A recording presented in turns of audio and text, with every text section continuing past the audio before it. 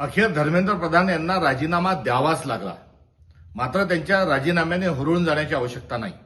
मुळात गेल्या 10 वर्षापेक्षा अधिक काळ धर्मेंद्र प्रधान यांनी एकत्रित परीक्षांवर पकड मिळवली होती, कंट्रोल मिळाला होता. वन नेशन वन एक्झामिनेशनच्या माध्यमातून संपन्न होणाऱ्या सर्व परीक्षांमध्ये धर्मेंद्र प्रधानांनी 152 पेक्षा अधिक वेळेला पेपर लीक केला. याचा अर्थ काय की वर्गविशेष आणि स्वतःच्या राजकीय पक्षाला आणि हितसंबंधांना त्यामध्ये प्रवेश सुनिश्चित करायचा, तर दुसऱ्या बाजूला जे निवडक जे शिकवणीचे वर्ग आहेत त्यांच्याकडून भ्रष्टाचार करायचा, त्यांच्याकडून पुरेपूर पैसे उकळायचे.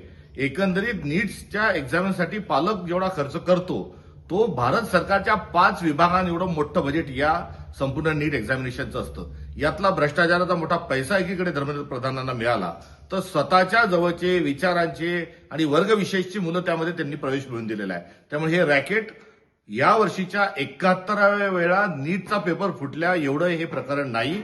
याची पाळंमुळं फार खालपर्यंत गेलेली आहेत. या सर्वांचा शोध लागेपर्यंत तुम्हाला आपल्याला समाधान व्यक्त करता येणार नाही. त्यामुळे धर्मेंद्र प्रधान हे तात्काळ जेलच्या आड गेले पाहिजे. यांना ताबडतोब शासन झालं पाहिजे, कठोरात कठोर शिक्षा झाली पाहिजे आणि या संपूर्ण स्कॅन्डलचा पर्दाफाश होत असताना सर्व संबंधितांना कठोरात कठोर शिक्षा झाली पाहिजे. ही असणारी काँग्रेस पक्षाची मागणी आहे आणि हे आम्ही केल्याशिवाय राहणार नाही. थोडक्यात धर्मेंद्र प्रधान लवकरच चक्की पिसिंग या त्यांना दंड झाल्याशिवाय काँग्रेस पक्ष स्वस्थ बसणार नाही. ही असणारी आमची एकंदरीत भूमिका आहे. या राजीनाम्याने आम्ही आमचं आंदोलन कुठेही थांबवलेलं नाही. आमचा आजचा कॅन्डल मार्च होईल.